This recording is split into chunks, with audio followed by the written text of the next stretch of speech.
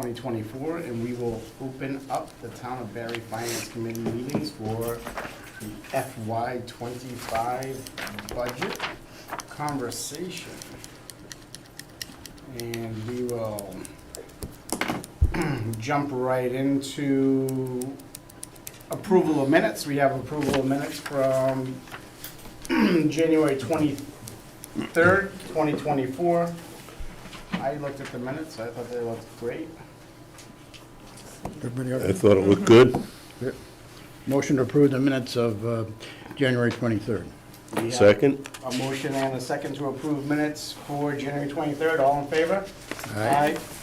Motion passes, and we're on to new business. And we're reviewing the proposed FY '25 budgets. So, we'll go right down the list, I guess. Historical. Historical Commission, looks like Mrs. Allen Any here. How are you today? I'm good, how are you? Oh, very well, thank you.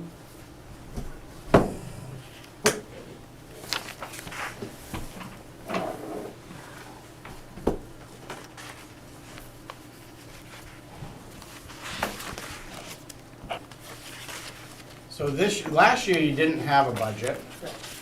This year, you're bringing the budget back in. In the budget, yes. Okay.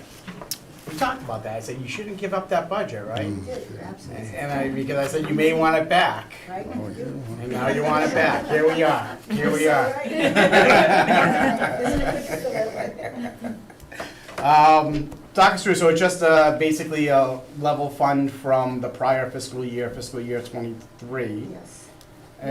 Tell us a little bit about it. Well, last year, we really weren't poised yet to be able to spend money. And Jessica thought that we could get grants for the signs we needed. And she had some plans, but I don't quite know what happened to them when she left. So we were left without signs, which was the basic thing that we were requesting the money for.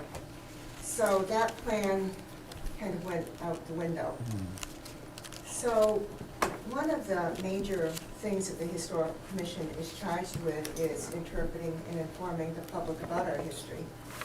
And we have a very rich history, but at this moment, there is nothing telling people, for example, when they go right onto the Barre Common, that they're entering a historic district that's on the National Register of Historic Places, which is rather important. It doesn't have a huge amount of meaning as to what people can do with their property. There's really no meaning. It's a recognition on a federal level that the buildings, the landscape, the architecture, the scenery are of national importance for a period in our history, which was basically like around the 1830s when the Greek Revival architecture like we have at the Historical Society, the Town Hall, the Old Methodist Church, which is Barre Players, and the Jenkins Inn. And we have the Common, which is a very traditional Barre Common. People coming in would not know that there is anything special about this because there's no signs telling people that. Our requested budget, I would hope, would cover 2 to 3 signs at the major entries to the Common, being coming down from Peterson to the Common on 122, up from, down below on 122, and perhaps South Street, advising people you're entering a place that's on the Barre Common Historic District, which is on the National Register of Historic Places. That would just be a minimum. We also, and I talked about this with the Select Board, and we have a need for some historic signage, both for the South Barre Common and the Barre Plains Common. And they're all very historic places, and people that come to Barre, if you look at the surveys done, for example, by the Master Planning Committee, the outdoor, the open space and recreation plan, and they do surveys, and people say they really treasure the Common.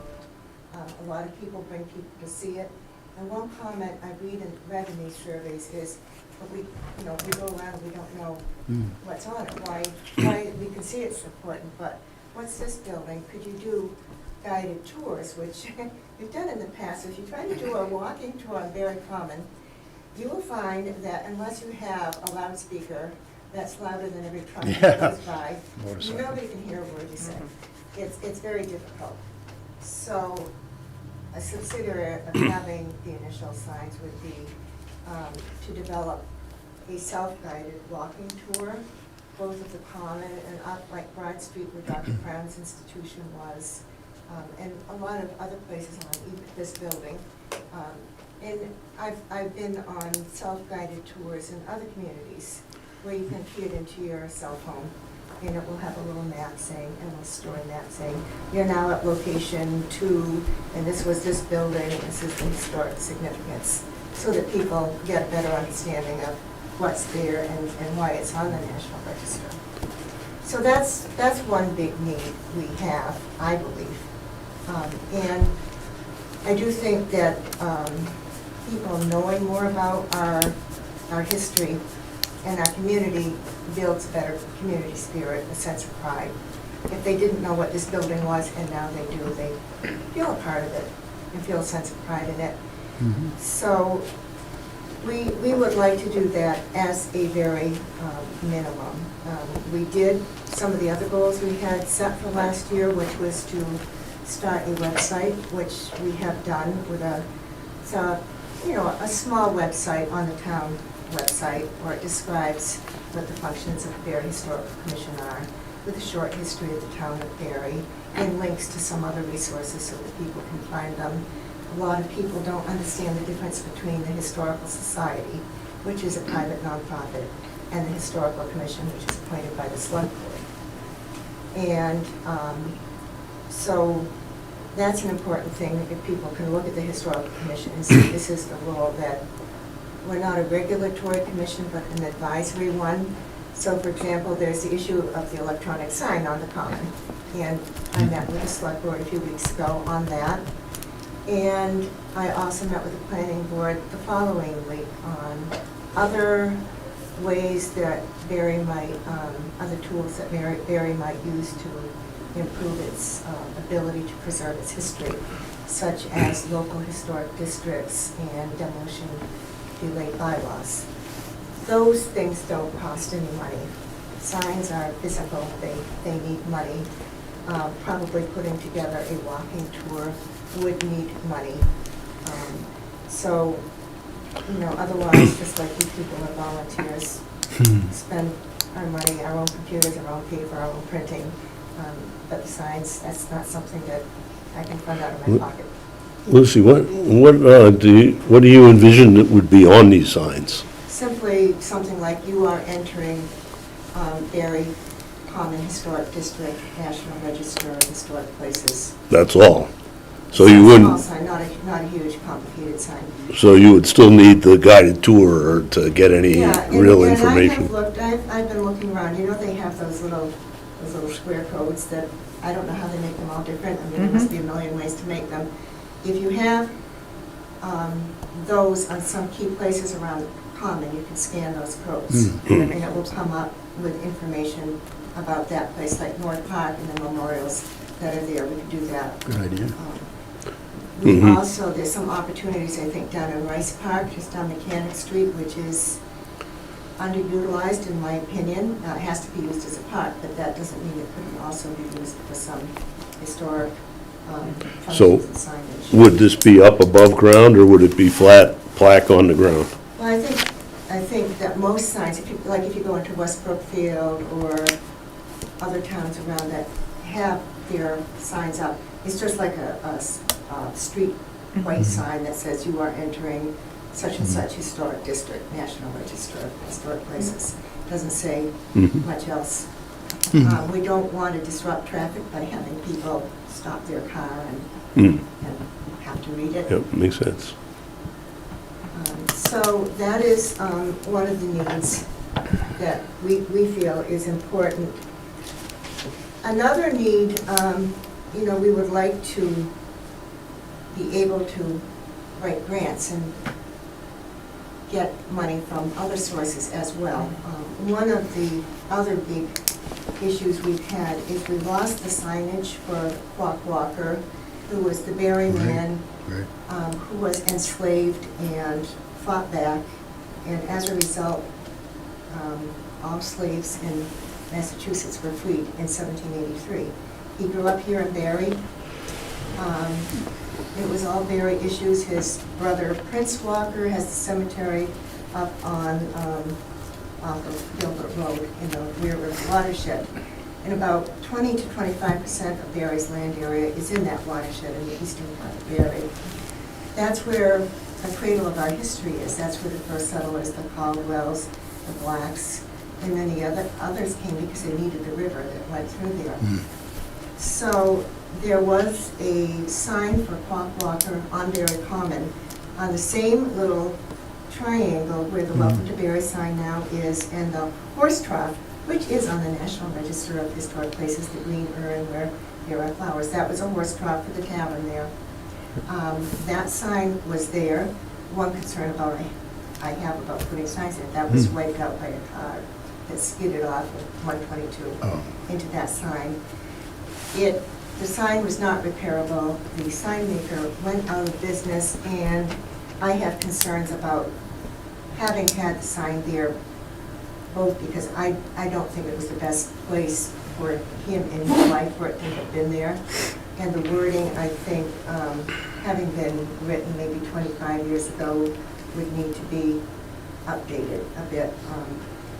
But I think there are some other very interesting ideas for a Black History Trail, a linear park that would commemorate our Black history, and some of these have been like rail trails where instead of having a park where you go and sit and park, you actually have a walk where you could have stations where people can, contemplate what's happening with some informative signs. So that's one of the things we're thinking about, and the good thing is that last year when I spoke, there were issues of our access with the Weir River watershed. And the state was proposing some, not having vehicle access to a lot of places that we would need access to for this. We worked very hard, a lot of people in the Weir River Watershed Advisory Committee, and the Historical Society, our commission, and other towns. And I can't tell you what happened. There was a new commissioner. I can't tell you where the change came. But they came back last fall with a much more favorable plan where we have much better access. And all of a sudden, DCR, Department of Conservation and Recreation, was calling and asking if they could work with us to develop programs on the history of Barre within the watershed. And that's just exactly what we want. We can't do it all ourselves. And having these resources, they're the owners of the land, we're the people that have recorded the history working together. We're already working on that. So that is a way that we can spread our resources out better and hopefully get some grants for doing some of these things. But the signage that's purely Barre, I think should be funded through the town budget. Understood. I appreciate the in-depth Yeah. analysis. Do you think $1,200 is going to be enough? Well, I've talked with the cemetery commission, and they bought some signs, and I really can't bought a sign maker. And I think that 2 or 3 signs, maybe if we had help from the town in the installation, could be purchased with that amount of money. Okay.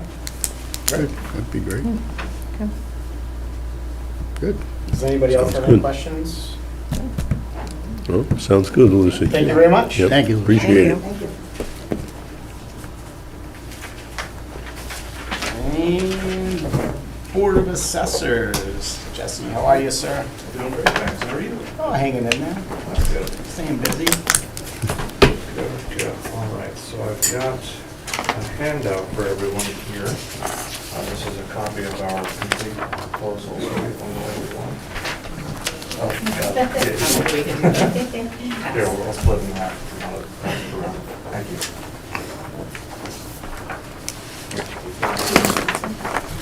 Thank you.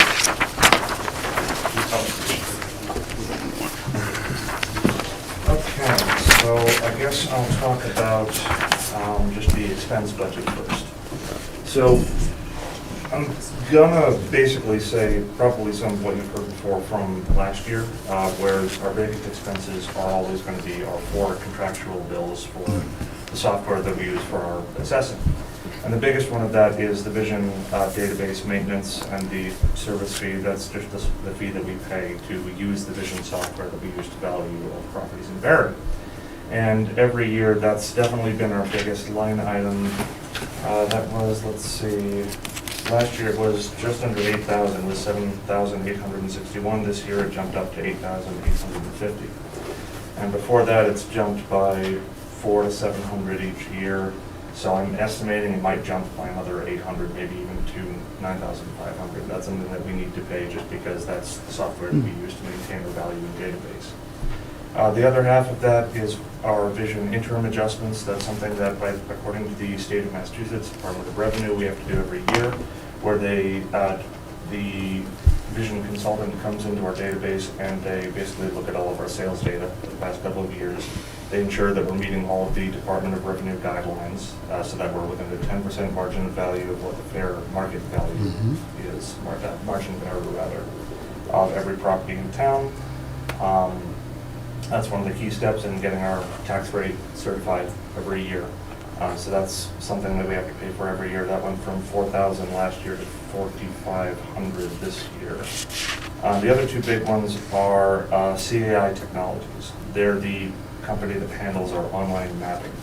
So this is something that's been very valuable to the assessor's office as well as the townsfolk of Barre, because it allows us to have an online, more or less live feed of what our tax maps are. And we can update our property card data onto this map so that people, instead of having to call and ask for copies or mailed copies, they can go right to the website and get the data for the property in question right away. And so that, for every year, that's cost about $3,000 per year to maintain. I'm estimating that might go up a little bit just because their other service fee for maintaining the data and doing their update service did go up by a couple $100 from 2000 last year to 2000 this year. Otherwise, our other expenses haven't really increased by all that much. The only other big expense really that we have is office supplies in the form of ink. Ink is the big killer, as I'm sure anybody who has an office will tell you. And so right now, where we are in the budget, we did go up a little bit from last year, where we were granted $22,800 this year for our budget. And we're already very, very close to that just because of the contract fees, because of the standard office supplies, no expenses out of the ordinary. We're, with a couple of other pending expenses that haven't gone through accounting yet, we're looking at probably less than $500 or $600 for the remainder of the fiscal year. So it's a little bit tight. So that's why for this coming fiscal year, I'm requesting a 2.5% increase, just to cover the growing costs of those contract fees that we need to pay every year, and to give us a buffer for the increasing cost of office supplies like ink and things like that. So does anyone have any questions about anything I've talked about, any of our expenses? No? Questions on expenses?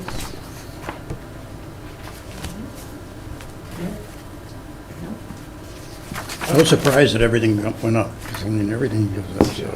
I mean, If you can keep it under control, that's all we ask, I guess. Yeah, and we're definitely doing our best to do that. It's just, I hate to ask for more. It's just, especially with Vision, their contract fee jumping by $1,000 from last year. That's mostly why we're asking for what we're asking for. The other aspect that I was going to talk about tonight on this form is to look at the administrative assessor's salary from fiscal year 24 to fiscal year 25. I understand that does seem to be a bit of a jump from what I have been making to what I am requesting. However, that number that I put down is the result of some research that I've done on basically what the state average for a person in my position would be making, especially since over the past few years I've gone through NAAO and IAAO approved assessment education, so that I've gotten all of my course certificates, and I just recently this year became an official Massachusetts accredited assessor. So in that respect, I did some research on what people who have that accreditation would be making. And generally speaking, it seems in a lot of towns, the average is anywhere from 65,000 to about 75,000 per year. And that ranges based on experience and also population size. 65,000 being the lower end of things. The last assessor we had, and I say this saying that honestly, I don't plan on leaving Barre. I like it here, and I lived That's here for good. 30 years, and I don't want to go anywhere. I like Barre. But my past assessor, Rachel Carney, actually left here to go work in Southbridge, where she was looking at a substantial increase. That's largely why she left. And so I don't plan on leaving Barre, but I would like to work in an environment where I'm making what is competitive to others who have put in the time and effort that I have to do my work as well as we've been doing. And I can give numbers as to what certain other towns have been making in terms of hours worked as well. Because the big thing I noticed in doing my research is that talking to a lot of other towns, Chelmsford, Paxton, North Brookfield, and also Peterson and Oakham. Peterson and Oakham are all strictly in a part-time capacity, so they're not working here 40 hours a week. Chelmsford and Charlton, those are bigger communities, Leicester as well. Even those chief assessors in those positions are not working the 40 hours a week, they're working 32 to 37. Yeah, how much help do they have? They usually have at least one clerk. Oh, Leicester has a bit of a larger team because they're a much larger town. Chelmsford, for example, though, only has the one part-time assessor clerk under them, kind of like we do here. Sure. And so, for example, Chelmsford, just for the assessor assistant position, even though they are a larger town, they were the assessor assistant was making about 90,000. Yeah, Chelmsford, I'd rather not talk about Chelmsford. I'd rather talk about West Brookfield. Paxton, Warren, right? Yeah, Those are sure. Yeah, similar those are good. communities, Right. similar size, Yeah, demographics. let me, hang on, I have it written down here. Let's see. Okay, so for example, Paxton actually has a part-time assessor. They're working 27 hours a week, and they're making about $46,178 for the year, which is under what we have currently. But that equates to about $32.09 per hour. Whereas at my current wage, I believe it's 25 and change. Looking at, let's see, that was Paxton, Gardner, for example, full-time, that's 40 hours, they're making about $76,000. Athol, 37 hours, and that's for $89,000, although that individual has quite a lot of experience, and that's why they're that high. And there's a lot of houses in Yes. Athol. Yeah. What was the other town you were asking about? Yeah, Warren or Hubbardston. Warren, I don't have ready data for. I don't know off the top of my head what they're. Any of the Brookfields right now? North Brookfield, I did look. I couldn't find an exact hour count, but they are part-time. Okay. But at any rate, Yeah. the reason I'm asking Yeah. for this is because I believe it's consonant with Right. the effort I put into Yeah. getting my certification and the level of work that I'm putting into trying to get as much income for the town as possible, which I've been talking with Tammy actually a lot recently about different methods that we can approach to capturing new growth to facilitate that method of income for us. Because in the past few years, on average, we get about 100,000 per year in terms of new growth added to the levy. And there are a number of practices that I've been talking about with Tammy and also talking with other towns to learn what they do to capture new growth. For example, one that I've just started doing is looking at every single sale that happens in Barre, not just the arm's length ones, but every single sale, and checking real estate listings to see if photographs that are listed have any discrepancies with regards to what we have in our data. And I've actually already captured some new growth from that, just by capturing patios, sheds, in-ground pools. So that will add to the income that we're able to generate through that avenue. Other methods include conducting more frequent personal property inspections and real estate inspections. That is something that I will be working probably with Michael Landry of the board to get that done so that we have more current data in that respect. And just trying to work with other towns to explore other ways that can be, that we can capture that data. For example, I talked to someone in Palmer not too long ago, the assessor office in Palmer, and they were saying that they were actually missing data on a lot of the businesses that were running in town. And so what they did to capture that new growth is they made sure, even those that weren't submitting forms of list every year, they made sure to get data from every single business in town. And I think we're pretty close to having that mark already in Barre, but it doesn't hurt to double check. So I probably thrown a lot of information out. How long have you been here as the assessor? I started working part-time under Eileen White back in 2019. I worked in that part-time data collection working assessor capacity for about 4 years, and started in the administrative position here in March of 2022, so about 2 years there. And Sounds like he's on the right track. What do you think? I think the question I have. Did you, no, go ahead, oh, Ray. sorry. Go ahead, Ray. Did you share with Sandy some of that data on your research on towns that are comparable? It's Tammy, but yes, he. Tammy, sorry, It's sorry. okay. He has shared all of it with me, and he's 100% correct. At 65,000, he's one of the lowest being paid, and he is an assessor, so. And you're full-time, you're he working does 40 hours a week? And Jesse and I, and I'm hoping to also make the Board of Assessors, we've talked about local tax options. I'm hoping to maybe talk with meals tax, and I actually was talking with Ann Goby, and met with her this afternoon. And, yeah, meals excise, I guess now you can do 5% on the excise, which I'll be talking with you on that too, Jesse. So, yes, he did come to me, I looked at everything, and he's 100% correct, and he has all his education courses as well, which is a big plus. I mean, assessors are very hard to come by right now, and he's a very valuable asset, so we're very lucky to have you, Jesse. Well, thank you. Likewise. Thank you. You've been wonderful to work with. I'm feeling the love. So a question, it may not be a lovely question, but is now, are these increases in line with the town's current policies and procedures for positions? Yes, so he is going up a little bit on that, the wage, so we don't have a wage classification right now, so we're doing like no one did one when the interim was here. Okay. So we did it, I've been doing 2.5% across the board. Jesse came and he came to me at 60, at this amount of money, so with that being said, I don't really know the wage classification, but that's what he came with the roundabout.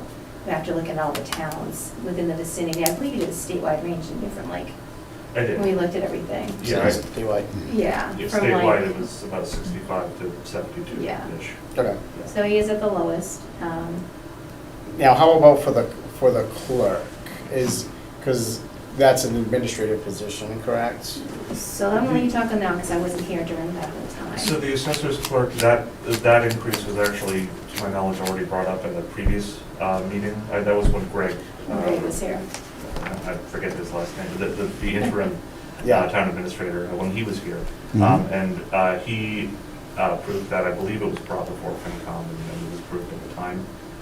So that number is already basically taken care of as far as I'm aware. And that was just because Ms. Barkis has been a tremendously valuable asset to my department and to the other departments she works for as well. But she rightly so expressed that she wanted to match at least what new hires were making, because there were some new hires being made that were making quite a bit more than she had been after a couple of decades of, maybe not a couple of decades, but years of service. Yeah, so we wanted to bring her up to what was a comparable rate. Okay. How many hours did she put in? She is 17 for the assessor's office, and I think just about the same for the other two departments she works with. Great, great.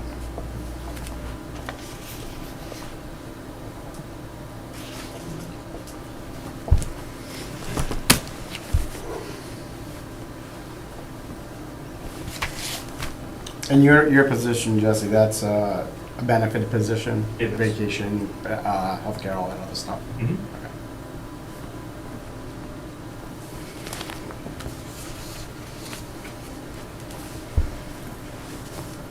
I don't have any. Anybody else have any questions?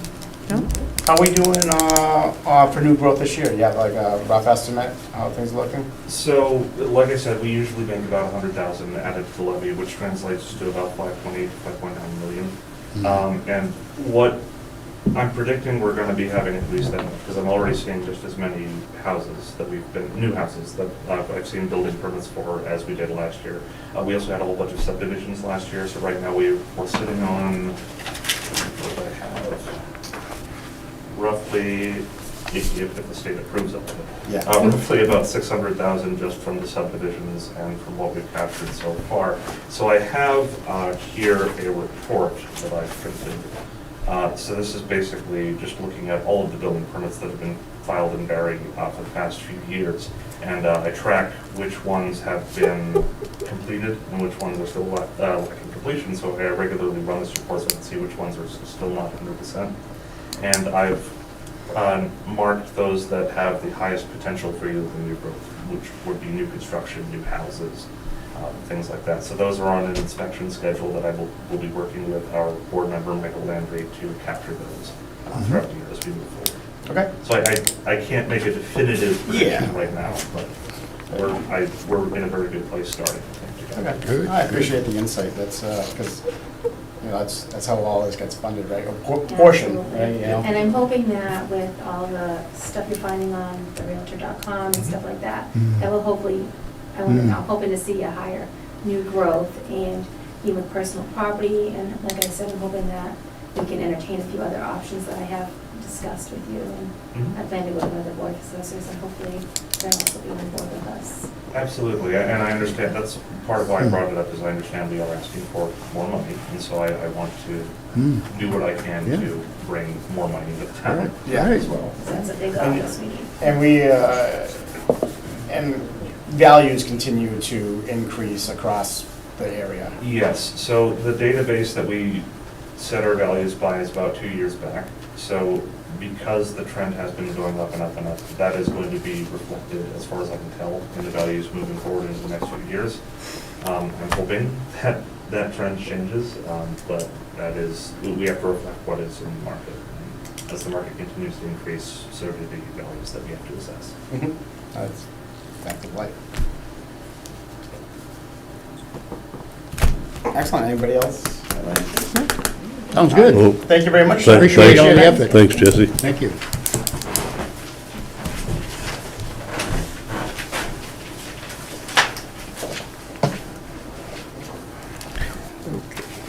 What do we have next?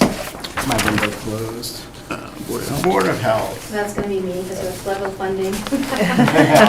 So they kept it level funding, we just did the COLA for 2.5%. We talked about it, they seem fine with the expenses staying the same, stipends, all that. So the only thing that we went up on was the COLA at 2.5% for Board of Health, everything stayed Okay. level.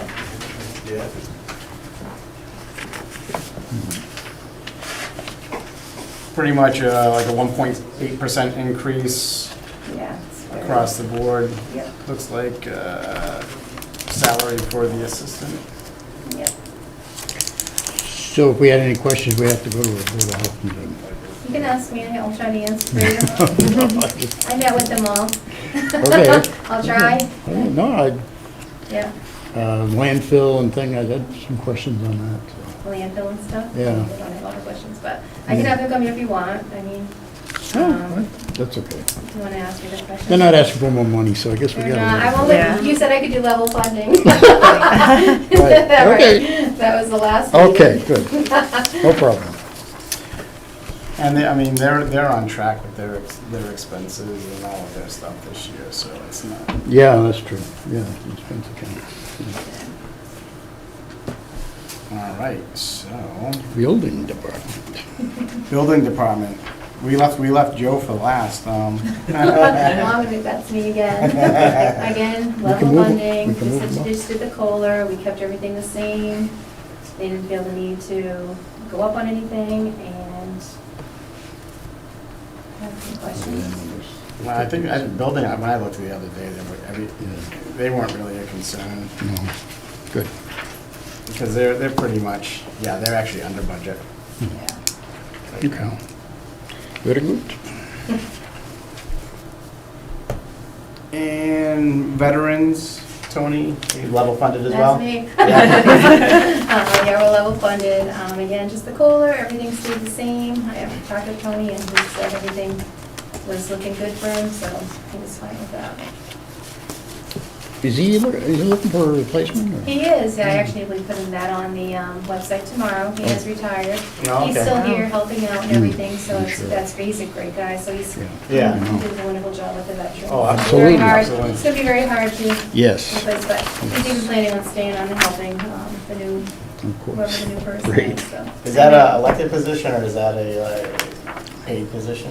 Is that- It's a paid position, but it's like a stipend, Oh, so okay. as you can see, the salary's not really much. It's, you know, Yeah, it's modest. basically them volunteering, but, Yeah. Yeah. Good job. Excellent. And so I think we're on to Yeah. the library. Sorry. I thought we were combining weeks this week. I expected to come in and like, oh, it's gonna be a lot, but it's actually going pretty Next quick. week will be. Next week will be tough,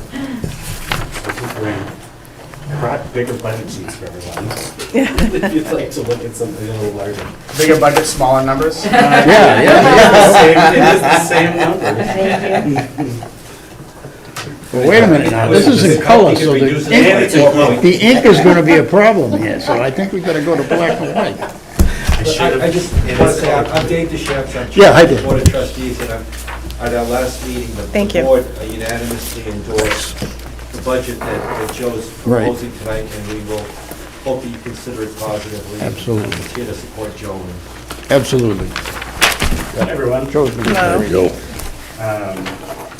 So I gave everybody a copy of my land material, and probably everybody has already looked at that, but that's in there. So I guess we can just go, just write down the list. if we want. Yeah, that's great.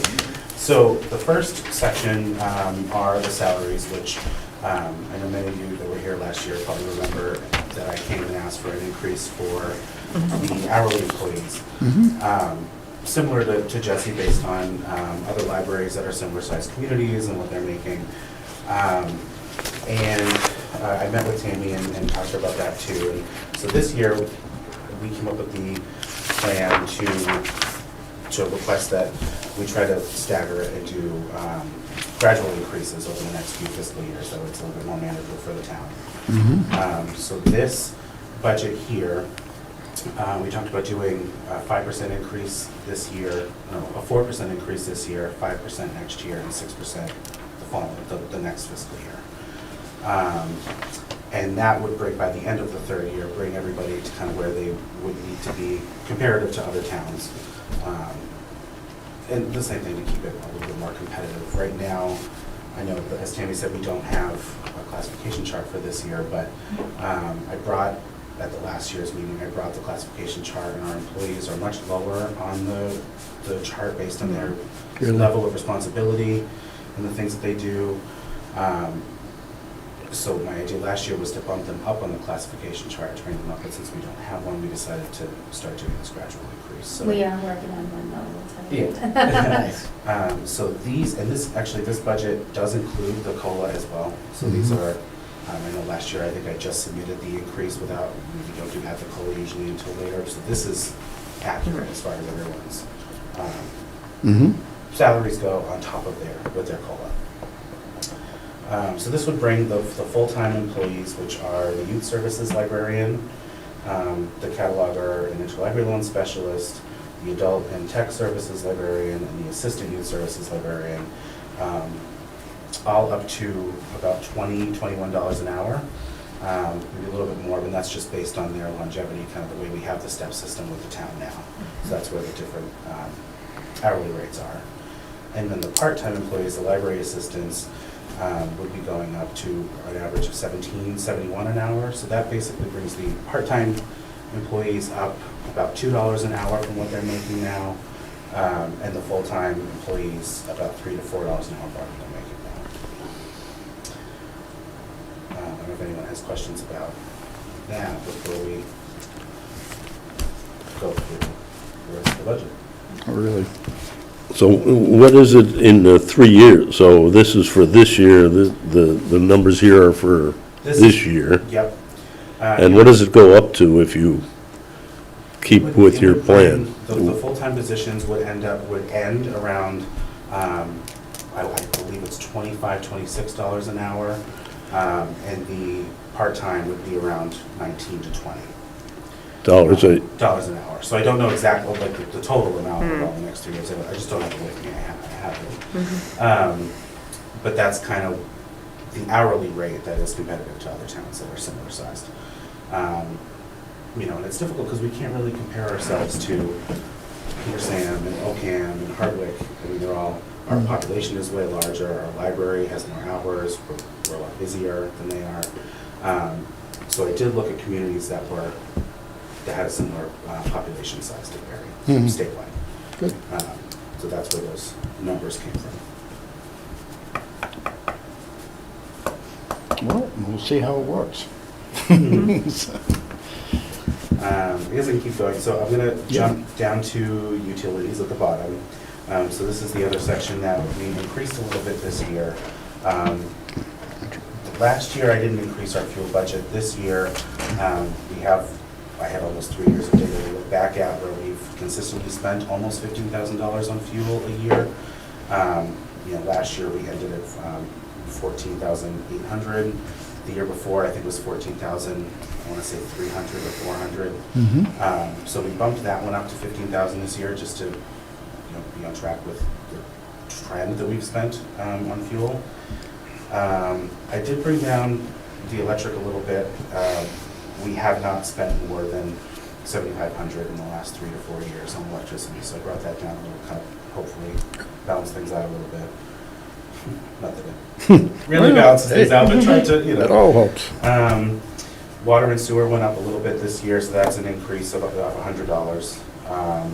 The telephone went up by $50. We added a fax line at the library this year, so that added an extra about $46 a year onto our telephone bill.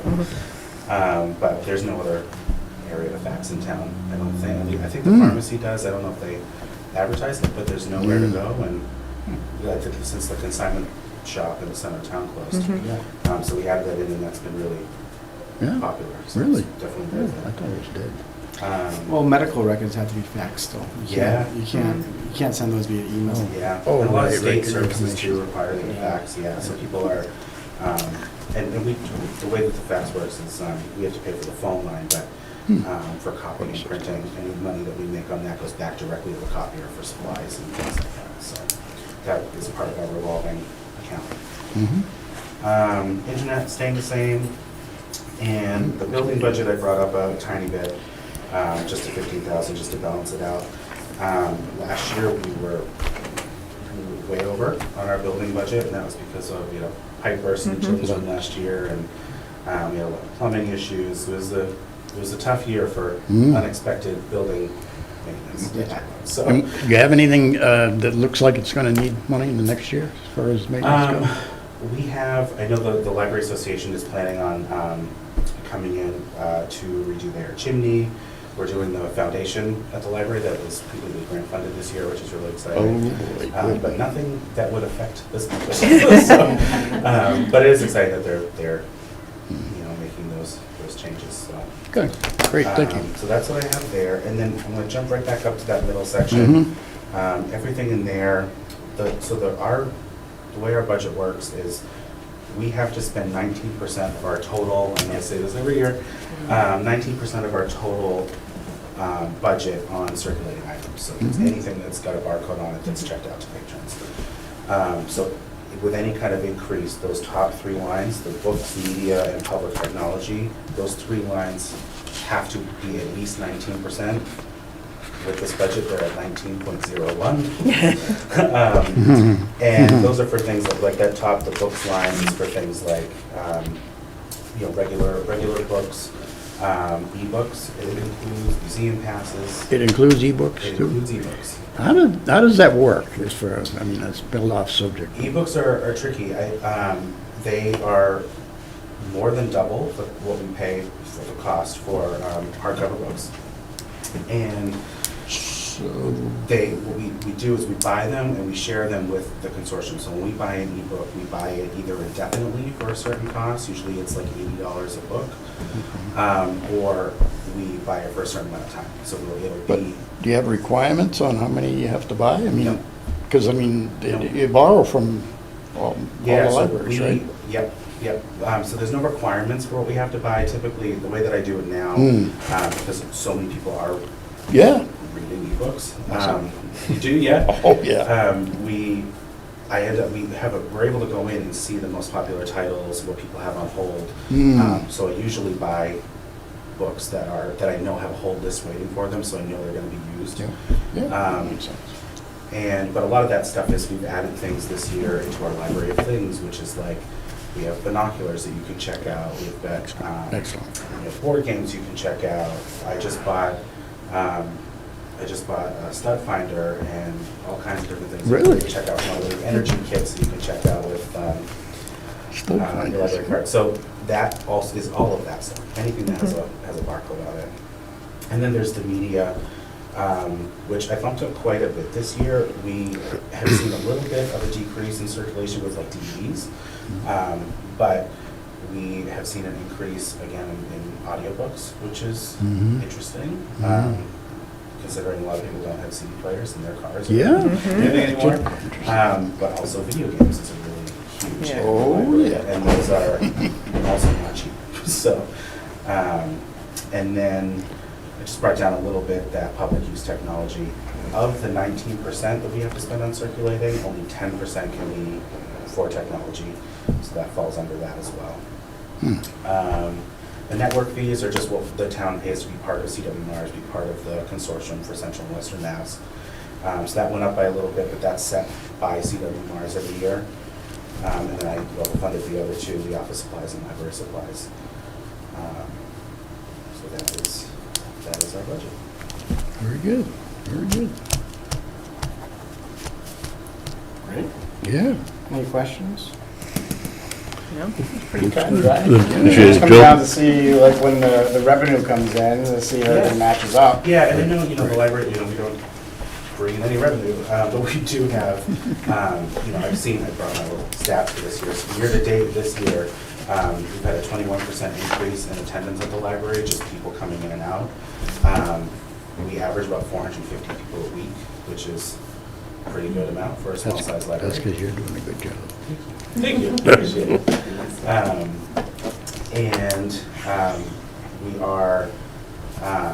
We've held, so from July 1st to this week to right now, we've held 147 free programs and had a little over 4,000 people attend, which is also less than last year. Fantastic. So, but we don't have any revenue coming in, we've got stats to show that we're doing well. Busy. Yeah. Now, the programs Worthwhile. that you're putting on and everyone over there is assisting with, it's great for the community. It really is. I know my kids love going to the library. That's nice. Yeah, absolutely love it, so. Good job, Joe. I don't have any, my question was gonna be about, attendance, so you answered that already. Yeah, and in the memorandum too, I have from, on the first page there, fiscal year 22 to 23. So every year we have to compile our stats and send them to the state. And that's how they determine what we get for state aid every year. So it's based on statistics and attendance and that kind of thing. And we've seen increases across the board for, as far as programming goes and overall library attendance. I mean, last year we ended the year at just over 20,000, and right now we're just above 16. And if we have 400 people a week we'll be over that by the end of the year, which is great. We've seen an increase, especially after the pandemic. Now, how do those numbers compare, like, pre-COVID? So I don't have it in front of me. I know 2019 was one of our busiest years. And these numbers actually so far this year surpass what we did in 2019 for programming. And I know that was, because I was looking at our long-range plan. And that was kind of the benchmark that I wanted to use because it was before the pandemic. Yeah. And it was one of those, like I said, the busiest years that we've had. So last year and this year we have surpassed on those numbers. Okay. Excellent. And you think you're gonna be able to continue with the level of staff that you have? Oh, yeah, yeah. What I would like to do in the future, right now we only have 2 part-time assistants and that's working. But it is sometimes it's tricky, you know, if somebody's out sick and we only have 1 person to cover multiple shifts a week. So eventually I'd like to have another part-time position back in, but right now what we have, especially for full-time staff, is a great amount for us being able to go to Ruckles Lane in the middle of the workday and, you know, do programs and things with the kids, which they call for on a pretty regular basis. We do a lot of class visits that come down, so having extra staff to be able to be with the kids in the kids' room when there's 60 kids coming in. Yeah. You know. So right now we have a good amount of full-time people who have the experience and the skills to be able to do more of the outreach, which is what we wanted to do. But just for, you know, like I said, for shift coverage in the library, it'd be nice to have one extra person eventually, but that's for another year. Yes. Excellent. All right, well, if no one has any other questions for Jim? No? Oh, All right, well, thank you very much. Thank you, Joe. Look forward to seeing you. Great You job. too. Thank you. And I think we're down to old business. Is there any news from the town administrator from your side of the world that you feel that we should share, or? No, right now, I think, we do the budgets, and I did go over all the budgets and prior to this, I met with all the department heads, and, I think they're all doing a great job, and they're on track, and everything, so. I know in years prior, and hopefully we can get this done well, is we would get the spreadsheet in Excel, and then like as the budgets came in, we get an updated version of it. So we know the bottom, like the bottom line where it's going. Oh, you mean, okay, so The full like FY '25, like overall budget. I think there was several tabs on it, right? There was, I can't think of the moment. So again, that's getting changed a little bit, because Okay. there's nothing that was in there, trying to find whatever they used before, I have no idea. Yeah. You Jessica you have no tried to idea what was, what consistent. Yeah, we've trying to used? find it is, Yeah. I can't find what they used to use, I'll be honest, so. Really? Yep, so I ended up making a new one. We so- could send it back to you We probably. probably have it, Yeah. at least Oh, do you for, have, do you have? not for '23, not for FY, well, Greg did something a little different last year as well, being interim, but I think we would have FY If '23. you want to send it to me, I'll look Yeah. at it, that'd be great. I just look back for it, I think I just Yeah, an email. yeah. Because we would get those frequently, and, you know, we have Gene sending us the budget expense report, so that seems, I haven't taken a deep dive into that, but we usually highlight if there's any departments like on track to be over their forecasted budget. And then I think the only other thing is, any word on the police? Actually, it'll be coming the 5th. Okay, I believe it's going to be police, fire, and treasurer. okay. That's But gonna be, their contract ratification, so I don't think that's been updated yet, I don't know how long that's gonna be, so. I mean, Okay. If you want, we can hold off and try to do another. no, I mean, well, I mean, they'll have to be official, right? Because all that funds went to our reserve fund, so they'll have to come in and present. Well, it's not all towards the reserve fund, so, I mean, I don't know, the reserve fund has a little bit of everything in there, I believe. No, well, at town meeting, we put in, at the special town meeting, we put in an allotment on hold specific for, Is it for all the unions though? no, just, because everything else was ratified, right? DPW was ratified? Well, we don't know if we're gonna end up going under, so deficit spending and everything like that. Yeah. I think so with that reserve, a reserve account fund is for unforeseen emergency purposes. That's what that's all about. So if anything happens where we have to go ahead and we deficit spend or something on that line, we would have to do transfers. And technically, the reserve account fund is a finance committee. That's like your account. Correct. So after all said and done, we would use that reserve account for anything that may possibly come up, not necessarily just for the police union or this, Well, we put that money in there as a placeholder. as a placeholder. Mhm. We Yeah. could, maybe we could talk with Dr. Marshall too about that as well, because I was under the impression it's for a little bit of everything. Yeah, so- well, so we have last year we budgeted $10,000, right? In that special town meeting, we transferred the overage. I believe it was 20,000 last year. Was it 20? I think, was it 20,000? 20. And because right now, then at special town meeting, we transferred another 80,000. Yeah, I think it was. It was the full amount, I think, of the police budget, because we couldn't do the budget. All right, let me see where this is. This magic machine here.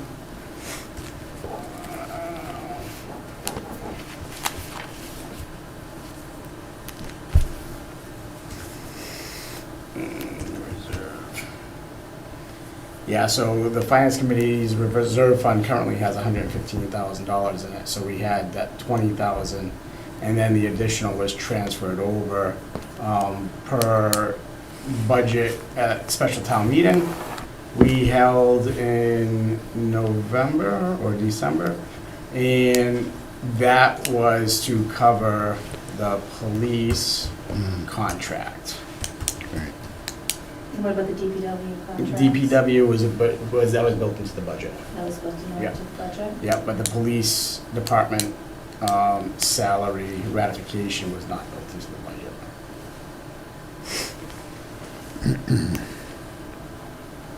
So what that would allow us to do is if the contract does get ratified, I don't really know how that works essentially in terms of if there's back pay or anything like that. So we'd have to look at the fact that, nothing has been finalized. Yeah. They're still in the middle of negotiation. Negotiation, So, okay. with that being said, I just want to make sure that is earmarked. That's why that reserve fund is still at the value it is. But we would have, when, to follow the protocol, right, when that comes time, so the police department would have to come back and present to the finance committee for us to vote to approve moving the funds. why don't I move him down the road then? Okay. I'll move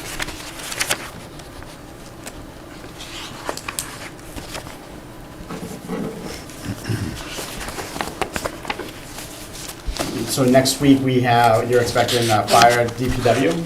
No, Fire and treasurer. Fire and treasurer, okay. Oh, When do we expect? 2 weeks, right? Or is it next week? DPW is going to be on the 12th. Okay, and then what about the schools? I don't even think they finalized their budget yet. No. Oh, they won't finalize it until the day before town meeting, and then it's Yeah. still gonna be I'll finalized. tell you that one. But they usually do I come did in, reach out, though. they do come in and usually present. Last year, they presented pretty early. Oh, Little and warning. regional dispatch will be the 12th as well. The 12th. Okay. Yeah, so, yeah, if we push police, it may save us from having them to, if he has to present, we don't have to present twice, but he could present his budget for FY '25. Well, it may not make sense if he doesn't know what he's gonna be paying his officers. He had like 2 budgets in there. Yeah. Yeah. So, if you want to move it down, we can. Yeah, because if that gets ratified sooner, like in the next month or two, it would just make sense to have him come in, present. We can then, vote to shift those funds to his budget versus just sitting in the reserve account.